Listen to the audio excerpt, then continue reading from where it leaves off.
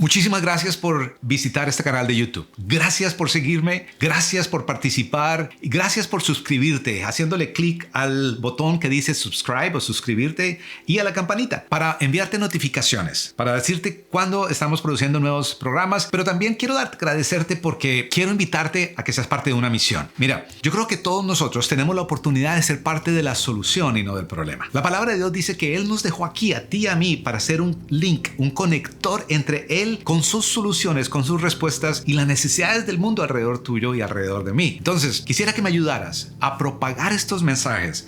Envíale esto a alguien que tú conozcas, a un familiar, a un amigo, y dile que por favor lo escuche y que tal vez quiera hablar contigo. No tan solo suscríbete, pero también ayúdame a propagar la palabra de Dios para que podamos tocar más personas, ayudar a más personas y tú y yo juntos ser parte de esta solución. ¿Qué haces cuando tu ocupación no necesariamente refleja tu vocación?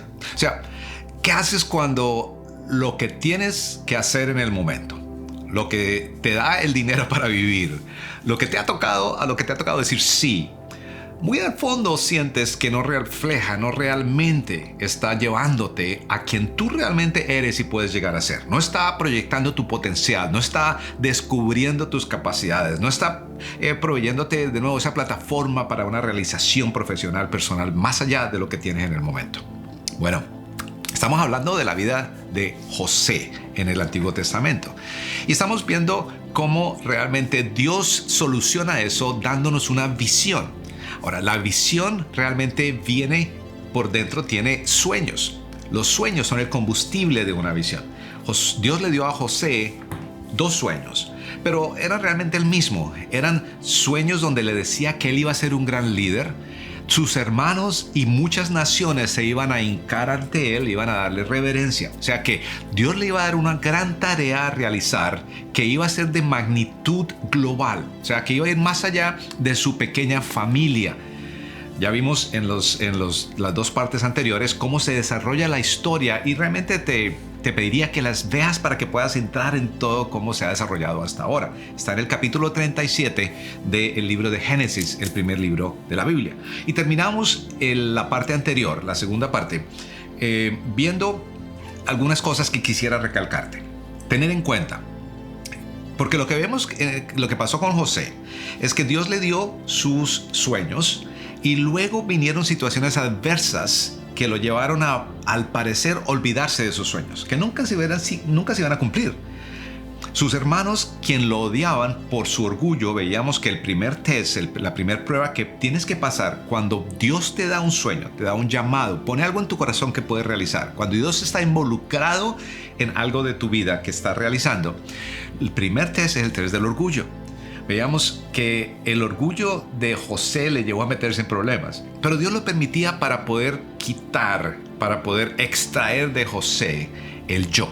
O sea, para que un sueño de Dios realmente se cumpla, entonces Dios tiene que pasarnos por la prueba del orgullo para quitar de nosotros el yo y al final sea realmente Él, incluyéndonos nosotros, pero Él llevándose el crédito, Él lográndolo y Él haciéndolo parte de su plan global, de su plan para la humanidad. ¿Okay? Entonces, realmente es la historia de Dios creando historia, Dios escribiendo el manuscrito, el guión de la historia y nosotros respondiendo a ser parte de ese guión. José, la Biblia nos dice en el capítulo 38 que llega a Egipto. O sea, pasa de un momento de estar en su tierra a otro lugar completamente diferente. ¿Okay? Llega a Egipto. ¿Cómo llega allá? Bueno, él siente que es el desvío del sueño, pero no es así. Realmente a veces lo primero que tienes que aprender es eso, ¿no? Que a veces cuando crees que estás teniendo que enterrar tus sueños, Dios te está llevando derechito a tu destino. Cuando crees que tus sueños ya se están enterrando, Dios te está llevando derechito a tu destino. Eso pasó con José. Puede pasar contigo. O sea, José, sus hermanos primero dicen matémoslo, digámosle a papá que se lo comió una fiera. Y le dicen eso a su papá, a Jacob. Y si lees el capítulo 37 al final, dice que él lloró, nadie lo podía contentar, nadie lo podía calmar, porque lloraba, era su hijo favorito. ¿Te acuerdas? La Biblia nos dice que él era su hijo favorito, le había hecho una túnica de colores. Sus hermanos vienen, le presentan la túnica rota con sangre, una sangre de animal, pero dijeron que era sangre de José y que José estaba muerto. Una fiera lo había destrozado, se lo había comido, se llevaba el resto del cuerpo, quién sabe qué pasó. Pero en vez de hacer eso, lo habían vendido a un grupo de ismaelitas. También veíamos la vez pasada que Dios tomó el error de 3 generaciones anterior, Abraham, porque Ismael es el hijo del error de Abraham con Hagar en Egipto.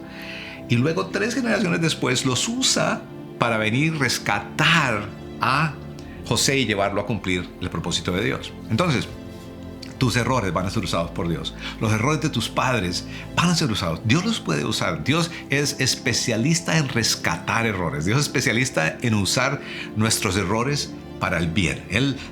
Hay un dicho que dice que árbol que nace torcido nunca se endereza. Bueno, con Dios no funciona eso. A Dios le encanta enderezar árboles torcidos. Historias que van destinadas a fracaso, Dios las vuelve éxito. O sea, eso es lo que vemos siempre en la Biblia. Entonces, primero es, cuando crees que tu sueño ya se perdió, ya no se va a realizar, realmente vas yendo hacia el destino. También cuando estás dispuesto a simplemente ser responsable, Dios te da más responsabilidad. ¿Cómo ocurre esto en José? José llega a Egipto y lo venden a Potifar ahí. Potifar es el encargado de la guardia del faraón. Es un hombre influyente, un hombre de dinero. Y la Biblia dice que él empezó a tener mucho más éxito porque José estaba con él. O sea, porque José le está yendo mal, Dios bendice a las personas alrededor de él. José es responsable, hace bien su tarea, es el administrador y le está yendo bien. Y Dios lo continúa prosperando. Lo otro que tenemos que recordar es que el hacer lo que tienes que hacer es parte del proceso de Dios para tu destino. Hay veces que no puedes hacer más, simplemente lo que está frente a ti y tienes que hacerlo bien. Entonces, ahora José está en Egipto y ya pasa la prueba del orgullo. Ahora tiene que pasar otra prueba. Primero la del orgullo y ahora esta prueba que es la prueba de la moralidad. ¿Okay? El orgullo tiene que ver con algo interno mío, mis habilidades, mi percepción propia y ahora con cómo me voy a portar. Primero es el ser, ahora el hacer. Son las 2 pruebas que tú y yo tenemos que pasar.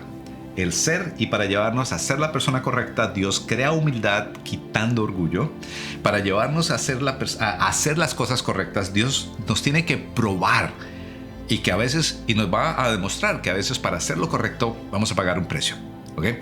Entonces vamos a la historia de José y qué está pasando ahora en esta tercera parte y el test moral. En el capítulo 39, versos 7 y 9, dice de esta manera: después de esto, resultó que la mujer de su amo puso sus ojos en él y le dijo, acuéstate conmigo. Pero quiero leerte algo interesante que también dice acá, en el verso 6.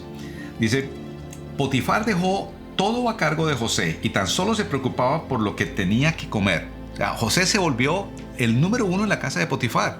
Estaba en cargo de todo. Imagínate haciendas, casas, propiedades, dinero, comidas, siervos, siervas, a otros esclavos. Era encargado de todo. Y Potifar confiaba en él. No se preocupaba absolutamente nada, solo que voy a comer, porque sabía que José lo lograba todo. O sea, habían pasado algunos años. Y la Biblia me da una descripción de José. Dice esto. Dice, José tenía muy buen físico y era muy atractivo. Se habían pasado unos años, tal vez tendría 20, 22, 23. Estaba en plena juventud. Dice que es de buen físico. O sea, habla de su cuerpo, atractivo. Y era un hombre guapo, un hombre atractivo.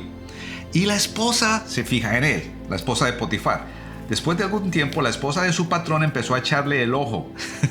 es una expresión bien coloquial, ¿no? Empezó a echarle el ojo, lo veía y decía, uy, este hombre, yo lo quiero. Este hombre me gusta, quiero tener a este hombre. Y le dice, acuéstate conmigo. Pero José no quiso saber nada, sino que le contestó, mire, señora, mi patrón ya no tiene que preocuparse de nada en la casa porque todo me lo ha confiado a mí. En esta casa no hay nadie más importante que yo. Mi patrón no me ha negado nada excepto meterme con usted, que es su esposa. ¿Cómo podría yo cometer tal maldad y pecar así contra Dios? Y por más que ella lo acosaba día tras día para que se acostara con ella y le hiciera compañía, José se mantuvo firme en su rechazo. Un día, en un momento en que todo el personal de servicio se encontraba ausente, José entró en la casa para cumplir con sus responsabilidades. Entonces la mujer de Potifar lo agarró del manto y le rogó, acuéstate conmigo. Pero José, dejando el manto en manos de ella, salió corriendo de la casa. Al ver ella lo que él que había dejado el manto en sus manos y había salido corriendo, llamó a los siervos de la casa y les dijo: miren, el hebreo que nos trajo mi esposo solo ha venido a burlarse de nosotros. Entró a la casa con la intención de acostarse conmigo, pero yo grité con todas mis fuerzas. En cuanto me oyó gritar, salió corriendo y dejó su manto al lado. Wow. Segunda gran prueba. Hasta ahora iba bien todo, ¿no? Y es curioso. José es vendido, llega como esclavo, 17 años de edad, en un lugar diferente, pero ahora ya sabe el idioma, ya está bien, ya está acostumbrado, ya tiene reconocimiento, la vida va bien y de repente viene otro golpe fuerte. ¿Por qué? Porque lo que lees luego es que Potifar se enoja tanto, que manda a José a la cárcel. ¿Okay? Entonces, analicemos este pasaje porque es parte de ese proceder de Dios en tu vida y en la mía para prepararnos para recibir la visión que Él nos ha dado, el sueño que Él nos da. O sea, Dios quiere lograr algo con nosotros, pero primero tiene que lograr algo en nosotros. Dios quiere usar tu vida como un link, como un puente, como un conector entre Él y tu mundo alrededor. O sea, Dios quiere que tu vida sea como la vida de las personas de la Biblia.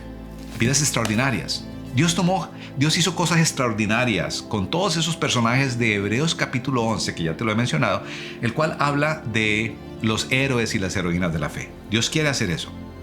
Pero primero tiene que hacer algo en ti, persona ordinaria, y en mí, persona ordinaria, para que lo extraordinario sea realmente el fruto de su labor, lo que Él logra en nosotros, que no podemos lograr solos. En la parte 2 de esta serie, y te pido que vayas y la mires aquí en nuestro canal de YouTube. Bueno, de nuevo, Dios quiere que tu vida sea un link entre Él y el mundo alrededor tuyo para que tu vida sea un instrumento de transformación para otros. Primero para ti, pero también para otros. O sea, Dios no quiere que simplemente estés aquí para ocupar espacio, para comer, como se decía antes, ¿no? Para nacer, vivir, reproducirte y morir. No. Dios quiere que tu vida cuente, que no llegues al final, como te decía en la parte 1 de puedes ver la parte 1, donde de acuerdo a Brenna Ware, una mujer de Nueva Zelanda que hizo un libro hablando de los remordimientos que las personas tienen al morir. Ella era enfermera de hospice. Hospice es donde la gente va a morir. Entrevistaron más de 1,000 personas, 1,500, algo así, de todas las edades, trasfondos de vida. Y el remordimiento más grande que todas las personas tienen, según ella, al morir, es no haber vivido la vida que me correspondía vivir a mí. O sea, tal vez, como dije antes, fui eficaz, hice las cosas bien, pero no fui efectivo. O sea, no hice lo que era para mí hacer. Hice las cosas bien, pero tal vez no hice lo que tenía que hacer bien, sino otras cosas que no eran para mí. Para que eso no ocurra, es importante pedirle a Dios que te dé un sueño y perseguir todo ese sueño. Y en ese proceso, Dios te lleva primero al test del orgullo y ahora al test de la moralidad. Entonces, ¿cómo responde José a este test? ¿Cómo responde José a esta insinuación de la esposa de Potifar? A ver, mira, generalmente nosotros, cuando nos vemos frente a esos momentos, tú ves que tu sueño es ser un gran empresario o una gran empresaria, pero de repente llega la quiebra. Y cuando llega la quiebra, llega la posibilidad de hacer algo incorrecto, de hacer lo que sabes que no se debe hacer, que no está bien delante de Dios, pero lo que te va a solucionar el problema económico que tienes en el momento. No te engañes. Ahí puedes pensar cosas como, bueno, va a ser una vez nomás, o todo el mundo lo hace, o bueno, si nadie se da cuenta, está bien. O como muchas veces te han dicho, tal vez, con tal que no le haga daño a nadie más, está bien que lo hagas. José pudo haber pensado todo eso, ¿cierto? José pudo haber pensado, bueno, la esposa, tal vez una mujer hermosa, no va a decir nada. Yo no soy casado, soy un esclavo, ya no tengo futuro. ¿Por qué no disfrutar? ¿Por qué no hacer esto? No está mal. Realmente el concepto de la fornicación, vas a ver ahorita, no estaba en ese momento en Egipto. No, ellos no tenían ese concepto. Acuérdate que aún los faraones se acostaban con sus mamás, con las hijas, con las hermanas. O sea, lo que nosotros realmente deploramos hoy en día, rechazamos, para ellos era normal. Entonces, esto realmente no era algo que para los egipcios iba a ser tan malo. Entonces, ¿cómo respondió? ¿Qué pasa acá? ¿Cómo respondió José? Pero primero, sabes que es importante que veamos algo. Yo quiero que hagamos una pausa. Porque pensamos que acá el test de la moralidad es el test de la sexualidad. No, no. Lamentablemente hemos vivido un cristianismo que solamente escoge uno o dos pecados como malos a evitar y todos los otros a permitir. El test de la moralidad viene de muchas maneras. Para José vino por la sexualidad, pero vamos a ver que ese no era el hecho. Ahorita lo vamos a ver. Si vas más adelante en la Biblia, en el capítulo 1 del libro de Romanos, o sea, Romanos está en la parte derecha de la Biblia, lo escribió el apóstol Pablo.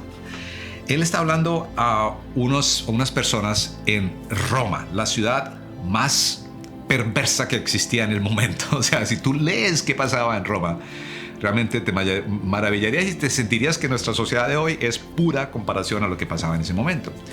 Muchas de estas personas se estaban convirtiendo a Jesucristo y estaban cambiando sus vidas. Eran transformaciones radicales de actos que antes eran horribles a ahora no hacerlos. Tal vez tenían las insinuaciones de la familia, de la sociedad entera, de por qué hacer eso y por qué no hacer otras cosas. Y él les está hablando al respecto y quiere asegurarse de que ellos entiendan que la moralidad va más allá de la simple sexualidad. ¿Okay? Claro, incluye eso, pero va más allá. Y da una lista de pecados, o sea, de cosas que delante de Dios están incorrectas. Yo te la quiero leer porque es importante que tú entiendas que tal vez el reto tuyo no va a venir ahí, no va a venir de esa manera, va a venir de otras maneras. ¿Okay?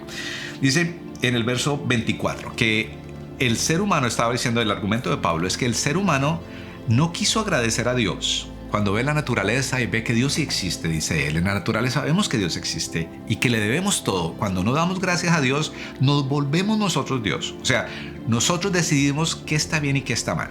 Entonces él dice, ok, tú vas a tener una lista de qué está bien y qué está mal. Déjame decirte la lista de Dios de qué está bien y qué está mal. Dice, por tanto, Dios les entregó a los malos deseos de sus corazones que conducen a la impureza sexual. De modo que degradaron sus cuerpos los unos con los otros, cambiaron la verdad de Dios por la mentira, adorando y sirviendo a los seres creados antes que al Creador, quien es bendito por siempre. Luego dice esto. Dice, por tanto, Dios les entregó a pasiones vergonzosas. En efecto, las mujeres cambiaron las relaciones naturales por las que van contra la naturaleza. Asimismo, los hombres dejaron las relaciones naturales con la mujer y se entregaron en pasiones lujuriosas los unos con los otros. Hombres con hombres cometieron actos indecentes y en sí mismos recibieron el castigo que merecía su perversión. Aquí está hablando de la sexualidad más llevada, lesbianismo y homosexualismo. Pero podría venir de muchas otras maneras. Incesto. Acuérdate que en aquella época la libertad sexual era aprobada como algo normal para la filosofía y para la ley. Entonces Pablo dice, no, eso está mal delante de Dios. Pero luego dice, además, como estimaron que no valía la pena tomar en cuenta el conocimiento de Dios, Él a su vez los entregó a la depravación mental para que se hicieran lo que no debía hacer. Se han llenado de toda clase de maldad. Y acá viene la otra lista, mira. Perversidad, engaño, malicia, chisme. Son calumniadores, enemigos de Dios, insolentes, soberbios, arrogantes. Se ingenian maldades, se rebelan contra sus padres, son insensatos, desleales, insensibles, despiadados, saben hacer el bien pero no lo hacen. O sea, si ves la lista grande que hay de pecados que incluyen cosas como falta de amor, falta de misericordia, deslealtad, mentir, orgullo. O sea, la prueba moral no es solamente la parte sexual, fue para José, pero para ti puede ser diferente. O sea, Dios va a probarte a ver si tú vas a vivir tu vida decidiendo tú qué está bien y qué está mal, que es básicamente ser tú Dios, o vas a tomar la lista de Dios y decir, ok, hay una lista que no la creo yo, de lo que está bien y qué está mal. Y cuando yo fallo, tengo que sentirme igualmente mal por ser falto de amor con alguien que por caer sexualmente. ¿Sí ves? Para Dios las dos son iguales de malas. Nosotros hemos creado una religión que solamente se enfoca en evitar esta parte, la parte sexual, pero no todo esto. Y por eso los cristianos son muchas veces las personas que más mal causan en sus entornos, por su arrogancia, por el chisme, por la mentira, por la deslealtad, por el fanatismo, por todos estos pecados que menciona el apóstol Pablo en Romanos. Entonces, ¿cómo superó José su gran prueba moral para poder seguir hacia adelante para lograr el sueño que yo tenía para él? ¿Y cómo podemos nosotros aprender de él? ¿Ok? Primero, algo que tuvo José que nosotros tenemos que tener es el concepto de propiedad privada. Te va a ayudar. La propiedad privada te va a ayudar muchísimo. ¿Qué es eso? Mira, la propiedad privada fue establecida por Dios en la Biblia. Por eso uno de los primeros mandamientos es no robarás, ¿cierto? Pero no solo ese habla de la propiedad privada. Dice que no vas a desear la mujer de tu prójimo. Hay muchas cosas. La propiedad privada es, yo sé que es mío y lo que es mío lo puedo usar. Esto no es mío, no lo voy a usar. Se llama propiedad privada. ¿Okay? Mira cómo respondió José. Él le dijo a la esposa de Potifar esto: en esta casa no hay nadie mayor que yo, ni no hay nada que mi jefe no me haya reservado, excepto a ti, puesto que tú eres su esposa. ¿Cómo podría yo cometer algo tan malo y pecar contra Dios? O sea, propiedad privada. Él dice, mira, tú no eres mi propiedad, tú eres propiedad de alguien más. Por eso yo no te voy a usar.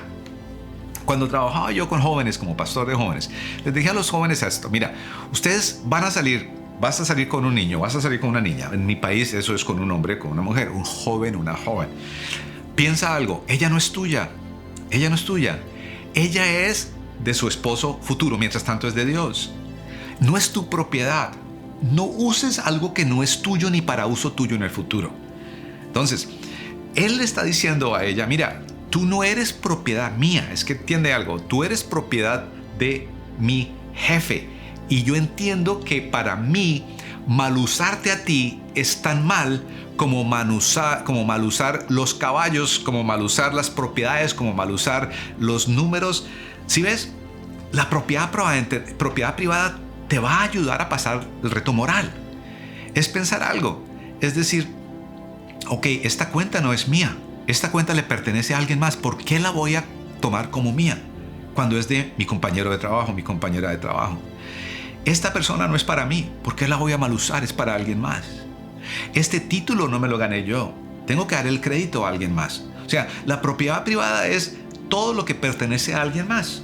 Es crédito, es aplauso, es admiración que tiene que ir para alguien más, es dinero, es todo lo que te pertenece a alguien que no te pertenece a ti. Por eso la Biblia dice, no robes y no desees lo que es tuyo. Las dos son igual de malas. Por eso el apóstol Pablo también en Romanos 1 habla de la envidia. La envidia es codiciar algo que no es mío, ¿cierto? Entonces, algo que ayudó a José y nos ayuda a nosotros es el concepto de propiedad privada. Tú no tomas dinero que no es tuyo, no solamente porque no es tuyo, sino si está ahí le pertenece a alguien más. Al gobierno, a tu jefe, a un amigo, una amiga, a alguien más. Mira, el problema, de nuevo, no era el sexo, no era la fornicación, porque en el mundo egipcio eso no era tan mal visto. Va más allá y tiene que ver con lo próximo. Y es que entender, todo pecado que se comete es pecado contra Dios. Lo segundo que tiene que entender, no solo propiedad privada, sino que todo pecado, desde la sexualidad mal llevada hasta la falta de amor, es pecado contra Dios. O sea, todo lo que afecta a otro ser humano afecta a Dios. Cuando mis hijos estaban pequeños, yo quería enseñarles esto siempre. Cuando uno le pegaba a otro o maltrataba a otro de los hermanitos, yo los llevaba y les decía que me había maltratado a mí, que me había castigado a mí. Y ellos decían, pero yo no te pegué a ti, yo le pegué a... Y mencionaban al otro hermano. Y yo les decía, no. En la casa mando yo. Yo puse las reglas. Todo lo que tú le hagas a tu hermano lo estás haciendo contra mí.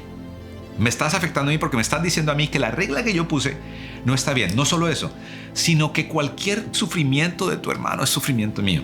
Y tú estás causando ese sufrimiento.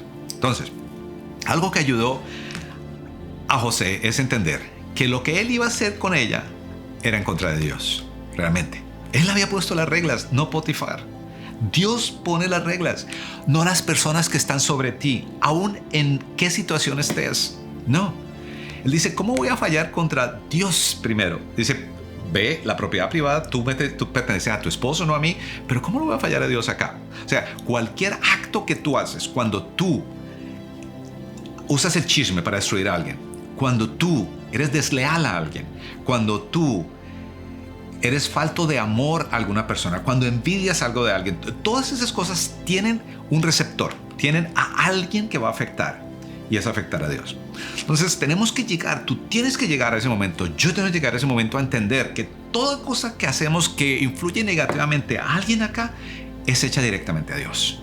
Cuando entendemos eso, ahí la Biblia dice que es donde el Espíritu Santo empieza a obrar en mí, que me dice, no lo hagas, no va a estar bien. Y eso empieza a determinar las acciones correctas que hago. ¿Sí ves? Porque evita que entre a algo que no está bien. Entonces, lo segundo es no solo propiedad privada. Segundo, entender que cada maldad que hago es maldad contra Dios. Y lo tercero, lealtad. La lealtad, el concepto de lealtad. José le dice, como puedes ver, estando yo aquí, mi Señor no sabe ni lo que hay en esta casa. Ha puesto todo bajo mí. Soy leal. Tengo que ser leal a Él. Él ha confiado en mí. Él ha confiado en mí. Mira, Dios ha confiado en ti. Tus padres han confiado en ti. Tu esposo ha confiado en ti. Tu hermana ha confiado. Alguien ha confiado en ti. Alguien ha confiado en ti. Parte de la lealtad es, voy a premiar la confianza que alguien me ha puesto en mí. Un profesor, alguien creyó en ti. Cuando tú escoges hacer lo correcto, cuando dices no a mal usar algo, cuando dices no a tomar algo que no es tuyo, cuando dices no a usar a alguien que no es para ti, cuando dices no a abusar a alguien, cuando dices no a todas esas cosas, te estás diciendo, Señor, no solamente sé que eso no es mío, no solamente sé que es contra ti, pero tú estás confiándome esta situación. Yo no voy a ser desleal contra ti. Y lo último que podemos aprender de José es esto también. Mira, las consecuencias vinieron. La habilidad para huir cuando no podemos hacer nada más. José salió corriendo. Ella se quedó, la esposa de Potifar se quedó con el manto de José, la ropa, la túnica en la mano. Él salió desnudo, estuvo dispuesto a eso. Y por eso lo mandan a la cárcel. Lo mandan a la cárcel. Tienes que estar dispuesto a pagar el precio. Sí, mira.